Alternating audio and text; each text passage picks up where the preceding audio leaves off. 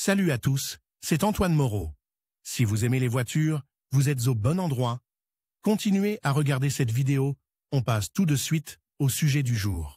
L'aquaplanage contribue à la perte d'adhérence avec la surface de la route et rend le véhicule incontrôlable. Cet effet se produit lorsque la vitesse de conduite est élevée, que le revêtement est irrégulier ou que les conditions météorologiques sont défavorables. Pour éviter les accidents, il est recommandé d'utiliser des pneus spéciaux offrant une bonne adhérence. Qu'est-ce que l'aquaplaning? L'aquaplanage est un phénomène dans lequel la qualité de l'adhérence des pneus de voiture à la surface de la route est réduite ou complètement perdue. Cet effet est dû à la formation d'un coin d'eau sur l'autoroute. Le véhicule commence alors à glisser sur la chaussée. Le risque est élevé par temps de pluie, lors de la traversée de zones humides, de petits plans d'eau, etc. L'aquaplanage se traduit par un manque de contrôle du véhicule lorsqu'on tourne le volant, en conservant une trajectoire rectiligne. Le danger de ce phénomène est le risque d'accident. Cause de l'aquaplaning.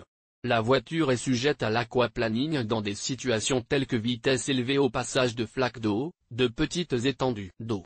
Paramètres de pression réduits dans les pneus de la voiture. Une surface de route inégale avec une couche d'eau faible. Profondeur résiduelle de la bande de roulement des pneus. Réduction des performances de la suspension. Couche d'eau irrégulière sur la chaussée. Vitesse élevée sur l'autoroute. Écoulement important d'eau sur la chaussée. Système d'absorption des chocs de mauvaise qualité. Usure de la bande de roulement des pneus. Manœuvre, freinage d'urgence sur l'autoroute par mauvais temps. Différents niveaux de pression des pneus. Surcharge du véhicule.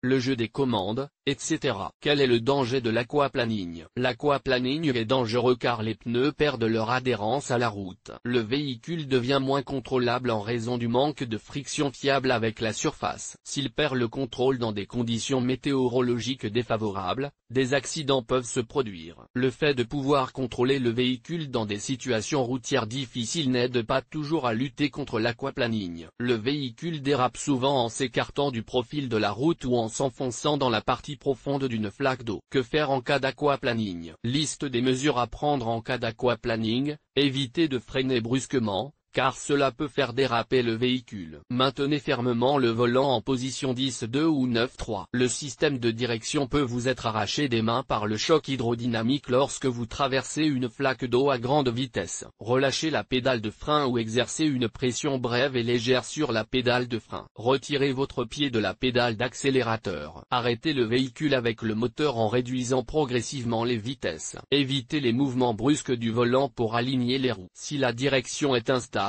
il y a un risque de dérapage répété sur l'autoroute. Après avoir réduit l'accélérateur en douceur, continuez à rouler en ligne droite. Restez calme et ne faites pas de mouvements brusques et déraisonnables. Une fois que les pneus ont progressivement retrouvé leur adhérence, le véhicule est dirigeable. En outre, il est nécessaire de conserver la trajectoire de déplacement prévue, en tenant fermement le volant dans les mains afin d'éviter les dérapages répétés. Comment éviter l'aquaplaning? Règles pour éviter l'aquaplaning: respectez les limites de vitesse autorisées pour le véhicule en fonction de la catégorie de route, de la localité, etc. Vérifiez régulièrement l'état des pneus pour éviter les accidents. La pression des pneus doit être la même. Évitez de freiner, d'accélérer et de tourner le volant brusquement sur l'autoroute, en particulier par temps de pluie. Calculez l'épaisseur résiduelle de la bande de roulement qui ne doit pas être inférieure aux valeurs spécifiées par le fabricant. Ne pas surcharger le coffre en fonction du poids et de la structure du véhicule. Lors du franchissement d'obstacles d'eau, réduire la vitesse et respecter les règles de conduite. Pour une conduite sûre, remplacez régulièrement les pneus par des pneus adaptés aux conditions météorologiques. Les pneus doivent être d'été ou d'hiver selon la saison. L'utilisation de pneus inappropriés augmente le risque de glissade et de perte d'adhérence sur la route. Lorsque vous traversez des accumulations d'eau,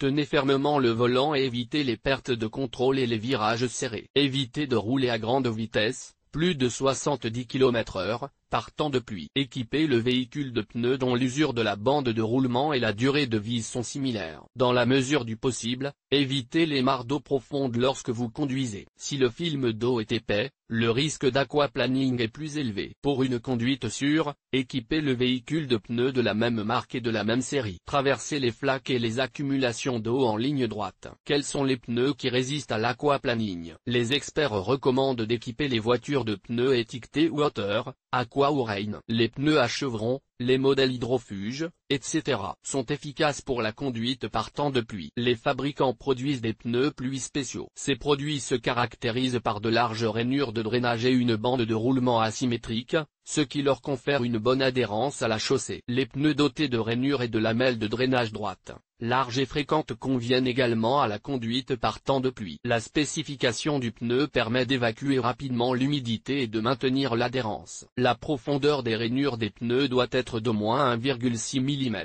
Les pneus Michelin, Pirelli, Continental, Goodyear, etc. offrent un comportement stable sur route mouillée, une conduite souple et une bonne adhérence. Cependant, les pneus spécialisés pour le mouillé peuvent ne pas convenir à la conduite sur route sèche. Même avec des pneus spécialisés, les fabricants ne peuvent pas garantir la sécurité de la conduite par mauvais temps, c'est pourquoi des pratiques de conduite sûre doivent être observées.